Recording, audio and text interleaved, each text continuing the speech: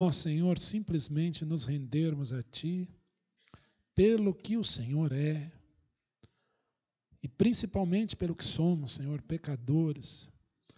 Para pecadores, Senhor, como nós, só nos cabe nos colocar de joelhos diante de Ti, como nós lemos, porque cremos que pela cruz o Senhor nos aproximou, pela cruz o Senhor nos chamou, pela cruz o Senhor nos amou. E nós simplesmente nos colocamos diante de Ti para Te dizer: muito obrigado, Senhor. Fala conosco, Senhor, continua a falar conosco, porque cremos que no momento em que nós cumprimentamos os nossos irmãos, no momento em que nós trazemos dádivas a Ti, no momento em que nós oramos, no momento em que nós cantamos, no momento em que nós lemos a palavra, Tu falas, Senhor, Tu nos edificas. Muito obrigado, Pai, porque é muito bom ver a igreja reunida para Te adorar essa noite. Louvado seja o Teu nome, oramos. E oramos, Senhor, porque hoje é domingo, e por esse Brasil afora, muitos irmãos, nesse instante, estão se reunindo para fazer exatamente o que nós estamos fazendo. Para orar, para cantar, para edificar mutuamente em amor, e para aprender do Senhor. Pai, nós queremos Te pedir que Tu esteja, Senhor, com aqueles que genuinamente, neste momento, estão se reunindo em nome de Jesus de Nazaré. Edifica, Senhor, a Tua igreja espalhada por esse Brasil, que precisa tanto do Senhor, Pai. E nesse instante nós oramos pela nossa amada IPBI, uma célulazinha pequena, Senhor, de toda a Tua igreja por esse mundo, para que aqui nós possamos nos edificar mutuamente em amor, aprendendo do Senhor. Pai, nós oramos também pela igreja perseguida ao redor do mundo. Pai, há irmãos sendo assassinados, Senhor, mortos, há irmãos sendo degolados, queimados, vivos, crianças. E nós queremos Te pedir a Tua misericórdia para esses irmãos e nós queremos orar por eles. Pai, eu imagino como eles queriam estar onde nós estamos agora e como nós estamos agora. E nós pedimos a Tua misericórdia para esses irmãos e para suas famílias, Senhor, para a igreja perseguida, Senhor. Que não fique no campo imaginário da ficção da nossa mente, mas que nós possamos interceder por esses irmãos. E nós clamamos por misericórdia, por dias de paz, Senhor. Nós não sabemos por que Tu permites tanta violência, Senhor, mas nós pedimos a Tua misericórdia. E hoje nós celebramos 3 anos de existência, Senhor. Durante todo esse mês, nós queremos Te pedir a Tua graça e principalmente o compromisso santo de estarmos com Jesus, aprendendo de Jesus. Obrigado, Pai, pelo conselho desta igreja, pela liderança dessa igreja, vida a vida que aqui Te serve, que ficaram em pé aqui, trabalhando, para que se sintam amados pelo Senhor e dispostos a Te servir. Assim nós oramos, pedindo a compreensão da Tua palavra, no nome de Jesus. Amém e amém. Uma vez estava numa roda, e ali nós pedimos para alguns irmãos darem um breve testemunho. Como você conheceu Jesus? E é interessante a diversidade, né? Essa multicultura de como o Senhor alcança pessoas. E naquela roda, naquele dia, nós ouvimos assim: olha, eu fui alcançado porque um dia eu estava esperando para entrar numa fila, alguém me entregou um folheto, começou a pregar o evangelho para mim. E o outro dizia: olha, eu casei-me e a minha esposa era de origem evangélica, e ela começou a testemunhar desse Jesus para mim, e eu era até uma pessoa opositora. E aí cada um foi contando a sua história. Olha, foi através de um colega de escola, e outro dizia, foi através de um irmão que um dia visitou a minha família, e todos nós nos convertemos de uma vez só. E eu lembro que uma vez chegou a hora de um presbítero falar, já no auge da sua idade, cabelos brancos. Ele disse assim: eu nasci na igreja. Eu nasci na igreja, fui criado na igreja. E eu não lembro o dia da minha conversão, eu lembro o dia que eu fui lá na frente e professei a minha fé em Jesus e disse para toda a igreja: eu sou de Jesus. Eu fui criado no Evangelho. Eu gostaria de fazer essa enquete aqui. Eu queria saber aqui, quem nasceu em lar evangélico? Você nasceu num lar cristão e ouviu desde pequenininho. Eu gostaria que vocês olhassem, olha quantas mãos levantadas.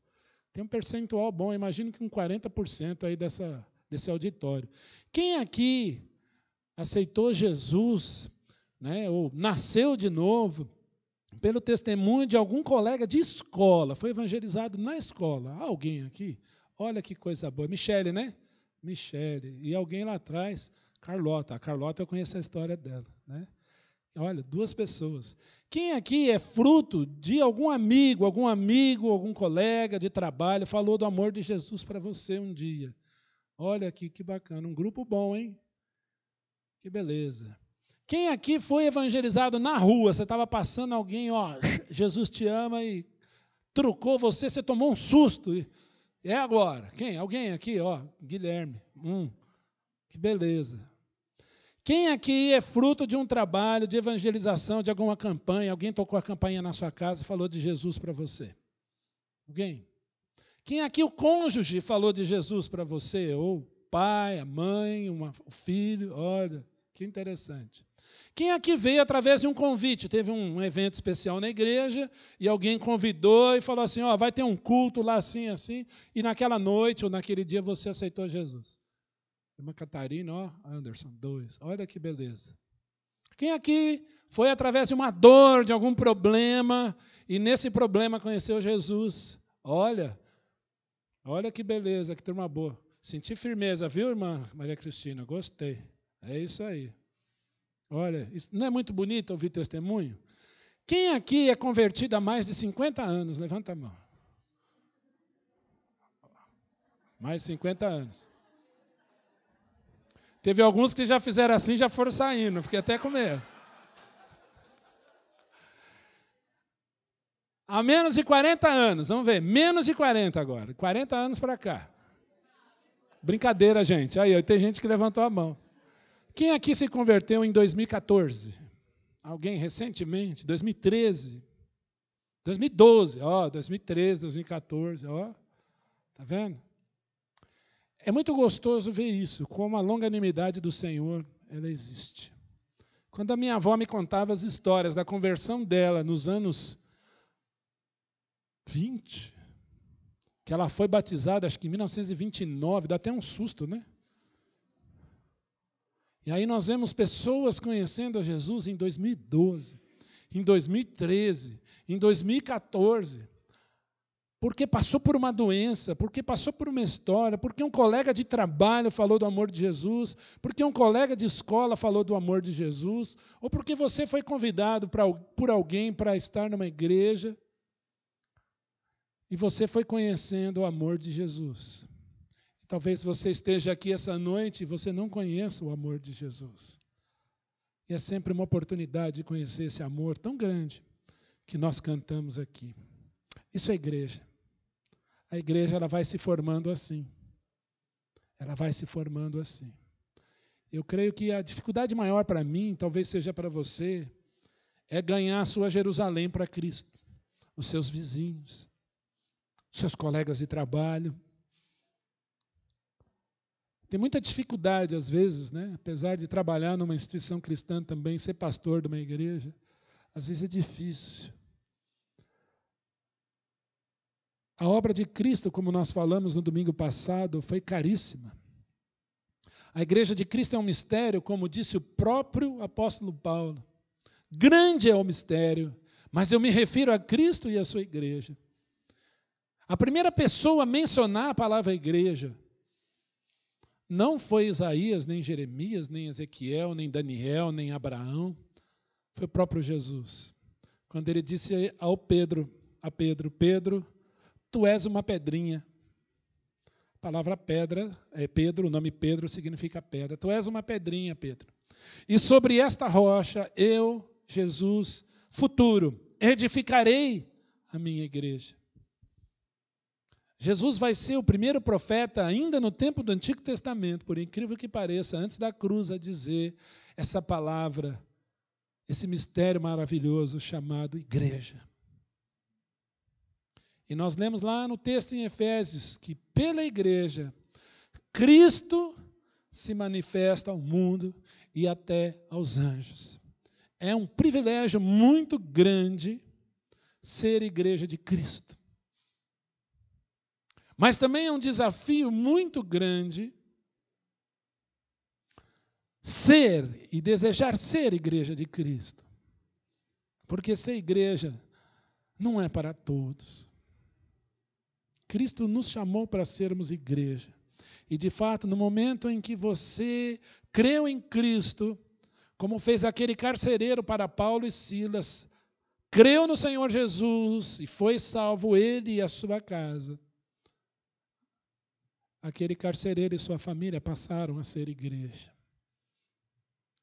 Mas o grande desafio é viver igreja. É viver igreja. E talvez você fale, pronto, lá vai falar ele da IPBI. Não. Mas eu sempre desafio você a identificar os crentes da onde você trabalha.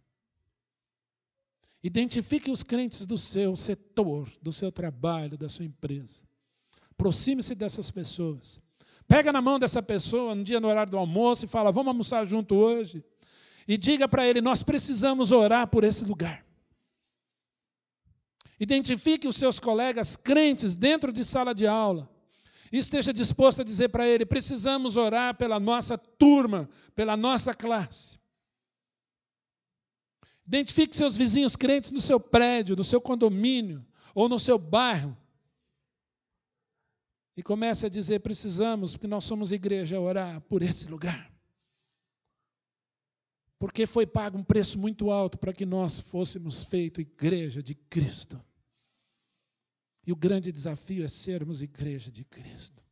No acampamento de jovens estava rodeado por muitos ex-alunos, que foram meus alunos de ensino médio, crentes, e nós sentados ali conversávamos, e um deles perguntou, qual é o pior tipo de aluno que você tem dentro da escola? Eu falei assim, você não vai gostar da resposta. Ele, quem? Eu falei, os evangélicos. São os piores. São os menos dispostos a dar testemunho de quem é Jesus Cristo.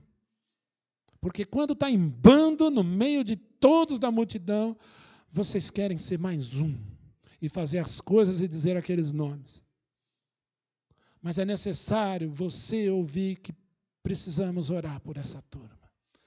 Eu gosto muito de um amigo que eu não vejo há alguns anos, chamado Júlio Furlan, Dr. Júlio Furlan. Posso citar o nome dele aqui?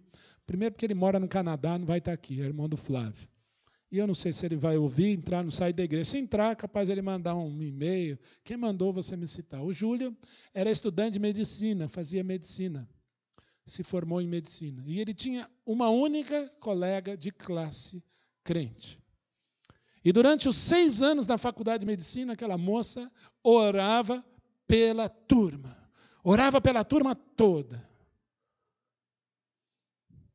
E aquela oração daquela irmã levou o Júlio aos pés de Jesus. E no dia do seu casamento com a Rita, uma grande amiga de muitos anos, uma dos padrinhos ou madrinhas de casamento era aquela irmã que orava pela turma. Ela esteve disposta a ser igreja lá fora. Pedro, tu és uma pedra, mas sobre esta rocha, disse Jesus, eu edificarei a minha igreja. Convido você, então, a abrir na primeira carta de Pedro, no capítulo 1, versículo 22, nós entraremos no capítulo 2, leremos até o versículo 10. 1 de Pedro 1, 22, leremos até o 2, 10.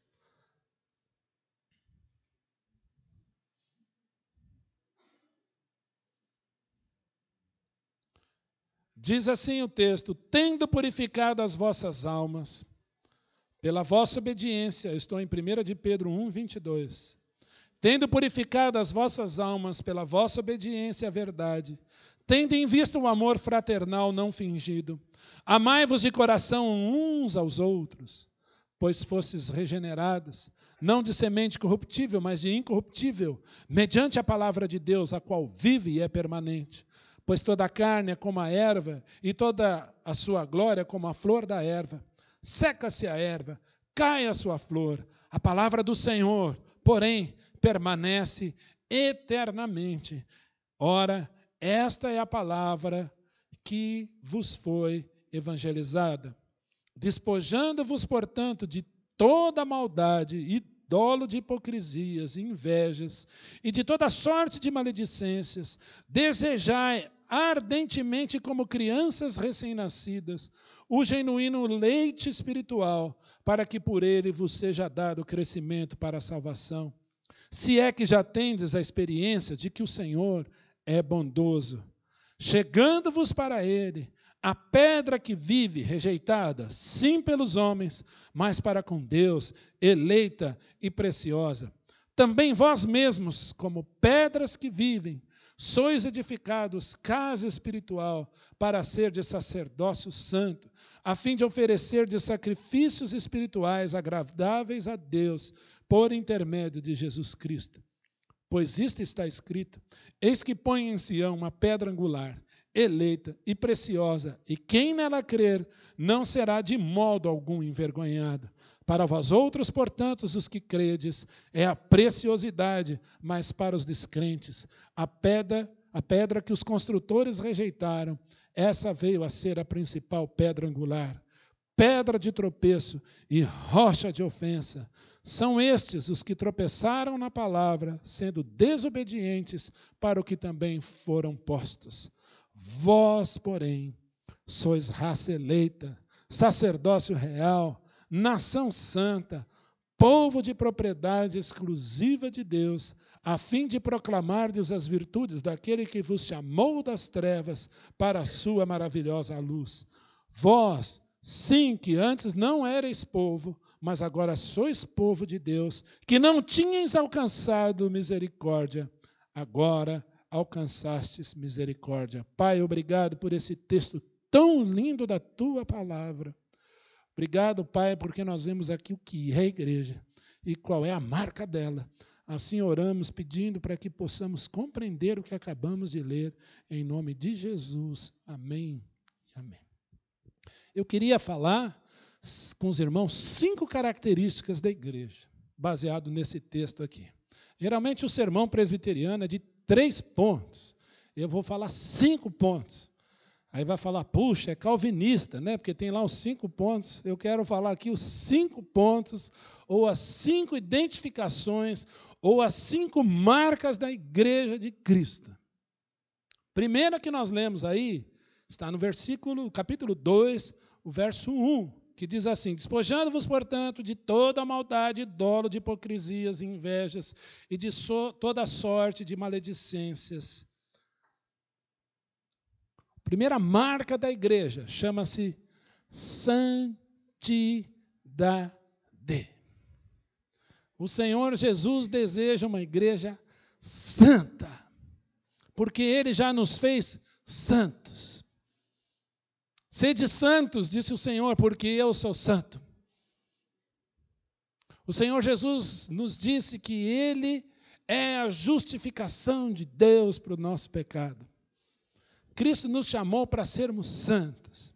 A palavra eclesia, ou igreja, significa os chamados do mundo e do pecado para pertencer a Cristo. Isso é igreja. Nós temos 2 tipos de pessoas: pessoas que pertencem a Cristo, pessoas que não pertencem a Cristo. A pessoa que pertence a Cristo é igreja. Quem não pertence a Cristo, não pertence a Cristo, tampouco não é igreja. Igreja, antes de ser uma organização, igreja local, ela é um organismo. É o conjunto de pessoas que creem no Senhor Jesus Cristo como seu Senhor e como seu Salvador. E Jesus espera dessa igreja santidade.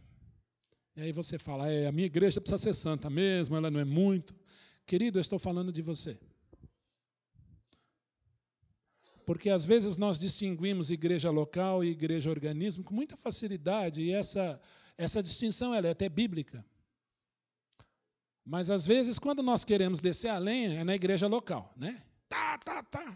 Ela não é santa. Tá. E quando nós queremos, muitas vezes, nos abstermos de algumas coisas, não, é igreja organismo, o que importa é o organismo. E é verdade. Mas eu quero dizer aqui que a santidade da igreja, ela tem que começar por você, porque você é igreja também, e eu também. Eu tenho vivido uma vida de santidade, eu quero viver como santo, porque a primeira coisa que Pedro diz aqui, olha, despojai-vos. Sabe o que é despojar? É tirar, é arrancar. Eu não sei se você já foi numa festa de casamento e aquele negócio não terminava, aquela cerimônia durou 2 horas, e as irmãs, eu gosto de falar das irmãs, né, porque elas têm que usar um salto, e aquele negócio começa a grudar no pé, começa a dar esporão, o joanete começa a saltar, o pé começa a inchar, e ela não pode tirar aquele salto, aí ela tem que ficar em pé. Aí, quando ela chega em casa, o que ela faz? Ela despoja o sapato, ela não tira. Faz assim, o negócio voa. E se tiver vizinho embaixo, problema dele. Aí mexe os pezinhos e faz assim, ufa, que alívio. E o pezinho da irmãzinha fica igual um baiacu quando sai da água, aquele peixe incha. Que alívio. Sabe aquela sensação de alívio que você arranca aquele sapato que estava apertando o seu pé há 4 horas? Ou quando você estava louco para tirar aquele terno, aquela gravata que te apertava?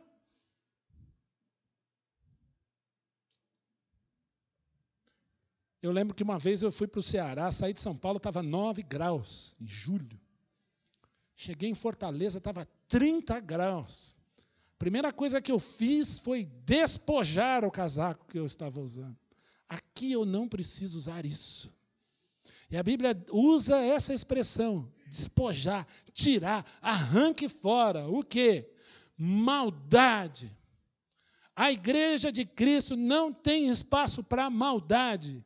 E uma maldade dolosa. Aquela maldade implacável, calculada. Não tem espaço para isso aqui, para a igreja de Cristo. E quantas vezes nós somos assim? O irmão está passando por problema, alguma coisa ele fez, alguma aposta.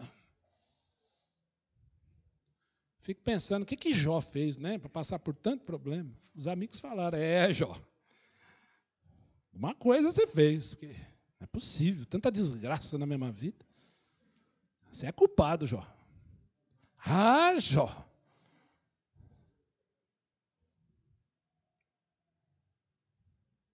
Eu vou lembrando da devocional da irmã Joyce aqui de manhã. O Senhor permitiu, né, irmã? O que eu fiz, né? Nosso culto é interativo. Você está aqui, tem que ser assim mesmo. Isso é igreja, viu, gente? Não há espaço para isso dentro da igreja de Cristo. A primeira identidade da igreja é santidade. Não tem espaço para maldade, para hipocrisia. Sabe o que é hipocrisia? Ô, irmão Marcos Dumbra. Que aula, irmã Marcos Dumbra. Ô, irmão Marcos Dumbra. Aí o irmão Marcos Dumbra sai, eu não gosto do irmão Marcos Dumbra. Não há espaço para isso. Não há espaço para inveja. Não há espaço para inveja.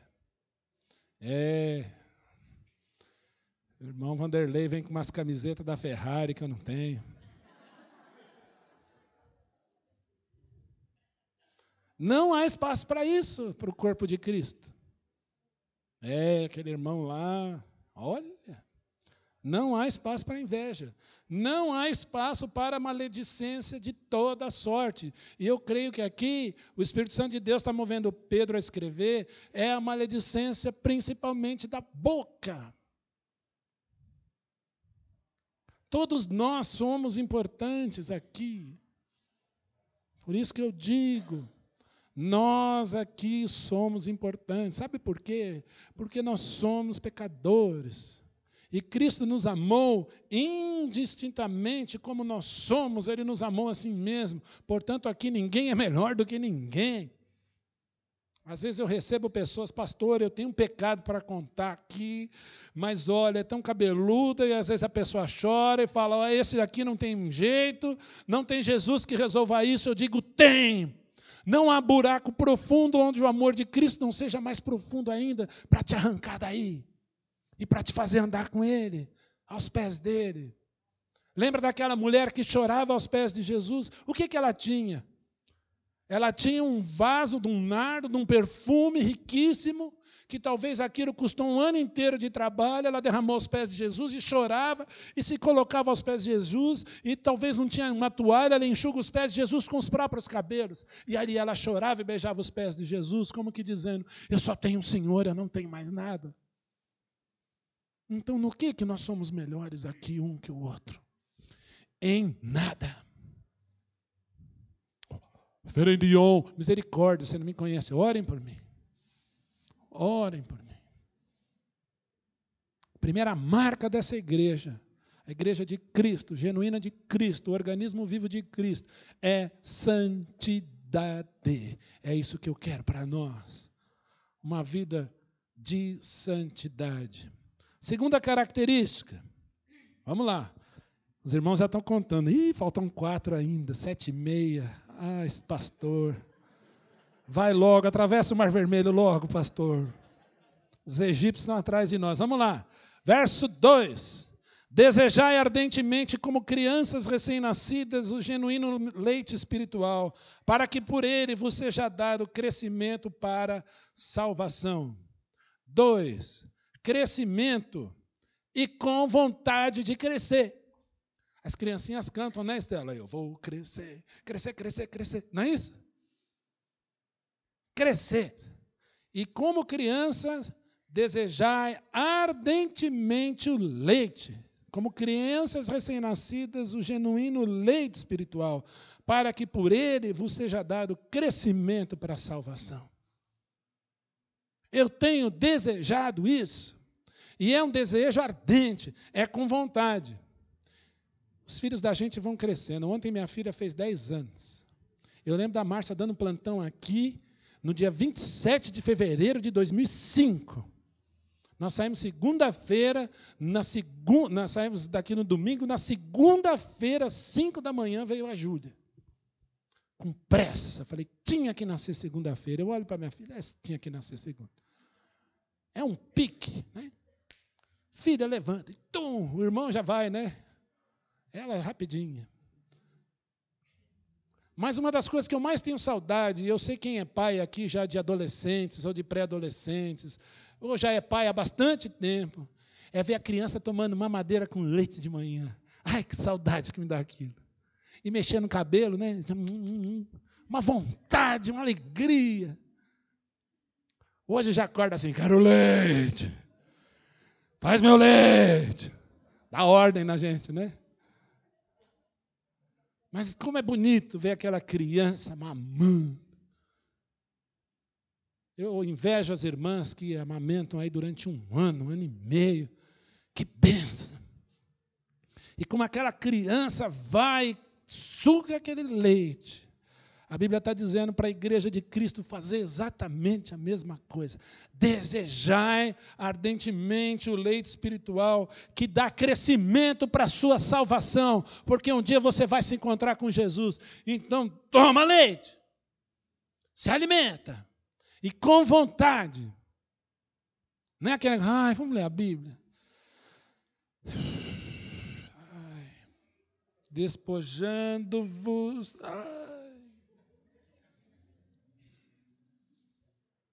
o reino dos céus é semelhante. Ai. A Bíblia está dizendo o contrário. Vamos desejar ardentemente. Senhor, eu quero ler a Tua palavra agora. E como uma criança recém-nascida, eu quero sugar tudo que o Senhor tem para mim. Todas as proteínas, todas as vitaminas, ferro, tudo, né, doutora? Que eu preciso para estar bem. Espiritualmente falando. Crescimento. e crescimento com vontade. A primeira é santidade. A segunda marca da igreja é crescer, e não é em número, é em qualidade. Essa igreja pode até crescer em número, e tem crescido em número. Mas o que o Senhor quer de você é crescimento com qualidade. Desejar ardentemente o leite espiritual. Terceiro, vai lá do versículo 4, nós não vamos ler de novo, até o versículo 7. Qual é a característica agora da igreja, a marca da igreja? Primeiro é santidade, segundo é crescimento com vontade, com desejo. Edificação. Sabe o que é edificação? É construir, ter desejo de construir. O menininho estava aprendendo a ler, parou na frente do prédio, ficou olhando. Interessante, tem uma casa em cima da outra, tem outra, tem outra, tem outra, tem outra. Aí estava escrito lá assim, é difícil. Deve ter sido difícil construir isso. É edificação. Não é difícil, é edifício. Nós precisamos edificar a igreja de Cristo a cada dia. É isso que o texto está dizendo, desde o versículo 4 até o final do versículo 8. Nessa história de ser igreja, ou eu ponho tijolos, ou eu tiro tijolos. E o nosso papel é pôr tijolo, nosso papel é carregar pedra, sim. Às vezes eu escuto, eu vou numa igreja onde eu me sinto bem. Jesus Cristo não está te chamando a ir a uma igreja onde você se sinta bem, mas Jesus está te chamando onde você está pronto para servi-lo. Eu prego em muitas igrejas, eu podia pregar só aqui, como fazem muitos pastores, mas eu tenho oportunidade, muitos sábados, ir para vários lugares, às vezes acampamento, porque eu quero edificar os meus irmãos em Cristo, seja da onde ele for. Ou eu ponho tijolos nessa história, ou eu arranco. E Cristo te chamou para assentar tijolos.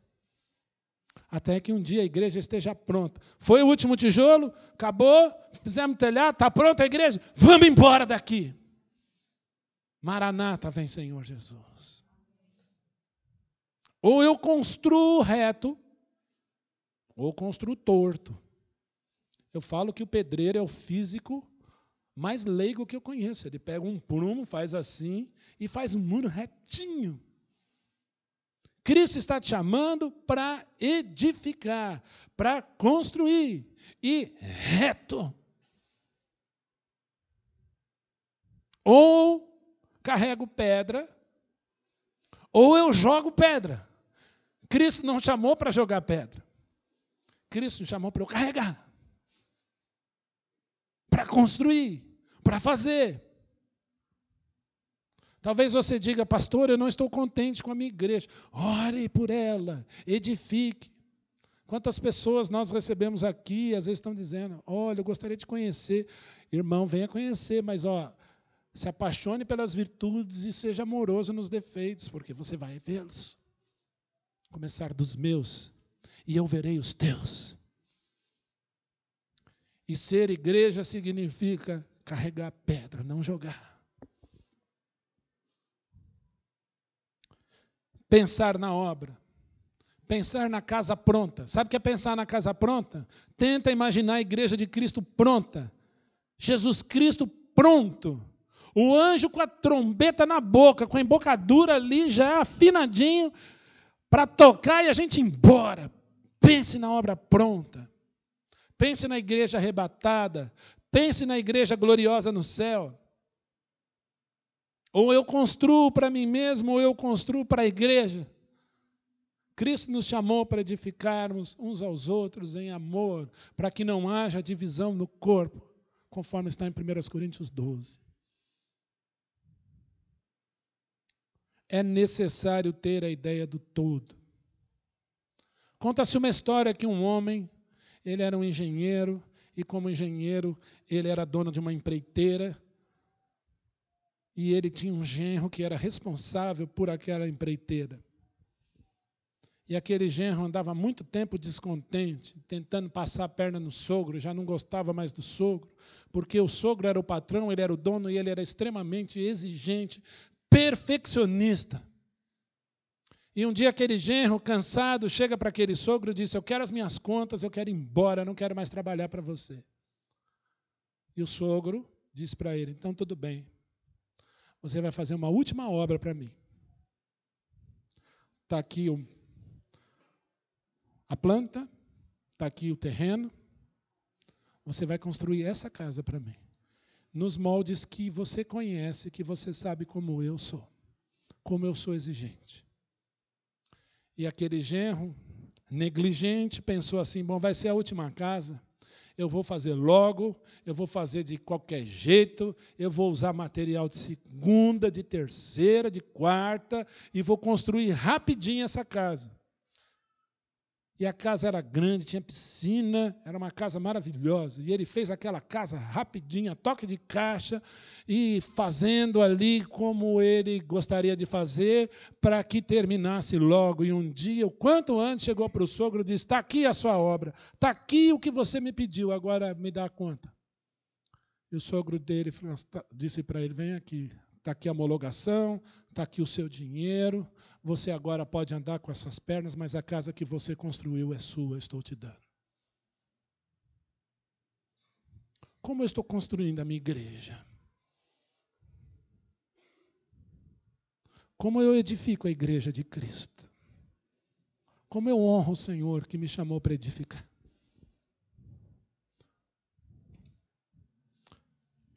Quarto ponto da igreja. Está no versículo 9. Vamos ler todo mundo junto? Eu gosto desse versículo. 9 e 10, tá? Vós, porém, sois raça eleita, sacerdócio real, nação santa, povo de propriedade exclusiva de Deus, a fim de proclamardes as virtudes daquele que vos chamou das trevas para a sua maravilhosa luz. Vós sim, que antes não erais povo, mas agora sois povo de Deus, que não tinhais alcançado misericórdia, mas agora alcançaste misericórdia. Aqui uma atmosfera toda presbiteriana, quando a gente fala raça eleita, alguns já... oh, sou eu. Deus te elegeu para uma função, meu irmão, para você servir. Antes da fundação do mundo, Cristo te amou porque Ele é gracioso e porque Ele move a história, porque Ele te conhece. O quarto ponto aí é identificação. O primeiro é santidade. O segundo qual é? Crescimento. Que tipo de crescimento? Com vontade. E depois? Edificação. E agora? Identidade ou identificação. Qual é a identidade da igreja? Gente, vocês são raça eleita. O que é raça? É etnia. Eu não era povo, eu não tinha nada. Eu sou contado como se fosse povo de Deus, apesar de eu ser gentil. Ele me amou, Ele me salvou. Raça, me tornou raça. Ele não só me adotou, mas Ele me legitimou no seu povo. Me registrou como filho legítimo dEle. É a mesma coisa que eu fosse adotado, tirado da rua, e meus pais adotivos me dessem o meu nome, me registrassem como se eu fosse, de fato, filho, sangue dEle. É isso que o sangue de Cristo significa para você. Raça. De toda tribo, povo, língua, nação, Ele fez um povo composto de gentios e judeus, judeus e não judeus. Povo, um único povo. Sacerdócio real. O que é real? O que não é o quê? Falso. O que mais? Aquilo que tem realeza, que tem sentido, que é nobre. Nós somos chamados para adorar o Deus verdadeiro. Isso é sacerdócio real. Em espírito e em verdade. Não dá para adorar o Deus vivo em mentira, mas em espírito e em verdade. Essa é a identidade da igreja.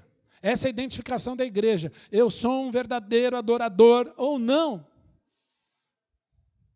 E eu quero crer aqui que todos nós, essa noite, somos verdadeiros adoradores do Deus vivo, revelado na pessoa de Cristo Jesus.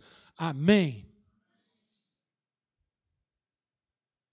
Mas ainda, dentro do aspecto identificação, povo de propriedade exclusiva de Deus, chamados com um propósito. Qual é esse propósito? Proclamardes as virtudes daquele que vos chamou das trevas para a sua maravilhosa luz. Lembra? Quem aqui é convertido há tanto tempo? Quem aqui foi chamado um dia dentro de sala de aula? Quem aqui foi no trabalho? Quem aqui foi na rua? Quem aqui um dia alguém passou? Quem aqui o pai falou? Quem aqui nasceu na igreja? Todos vocês são um povo de propriedade exclusiva de Deus, chamado das trevas para a sua maravilhosa luz. Para quê? Para testemunhar de Cristo. Qual é a identidade da igreja? Raça eleita, sacerdócio real, mais um povo de propriedade exclusiva de Deus para fazer o quê? Pregar. Para falar. Jesus Cristo mudou o meu viver. Jesus Cristo mudou minha história. Ele pode mudar a sua. Esteja pronto para perder muitos amigos e para ganhar muitos irmãos. Quando você fala de Jesus para alguém, talvez você perca um amigo. A amizade acabou. Como diz o pessoal da Moca, vai rolar uma desamizade. Né? Mas você pode ganhar almas para Jesus. Porque você foi chamado para isso. Crente que não prega o evangelho, crente que não testemunha da luz de Cristo, talvez não conheceu Jesus ainda. Porque não dá para você conhecer Jesus e se guardar e não conseguir falar. Tem que dar aquela coceira, eu preciso testemunhar para ele que Jesus ama, que Jesus deu a vida por ele. Jesus te ama. Posso fazer uma oração? Eu lembro que eu estava diante de um alto executivo de uma empresa de telefonia em São Paulo. E ele disse: Ion, a minha vida é um inferno. Eu tenho dinheiro, eu tenho isso, eu tenho isso, eu tenho isso. Eu não aguento mais. E eu estava lá para dar aula de inglês para ele. E aí eu parei tudo e disse: posso fazer uma oração por você? O que é isso? Eu falei: deixa eu fazer uma oração pela tua vida. Peguei na mão dele e comecei a orar. Aquele homem chorava igual uma criança. Ele disse: nunca ninguém fez isso por mim. Entende? Fomos chamados para isso. Por isso que eu disse, vamos postar coisas de Cristo nos nossos faces, nos nossos WhatsApps. Vamos colocar versículo, vamos colocar quem Jesus é. Vamos dizer bom dia dentro da empresa. Por que você está feliz? Eu estou feliz porque eu tenho alguém especial dentro de mim que me ama. E esse alguém é Jesus. Por que você está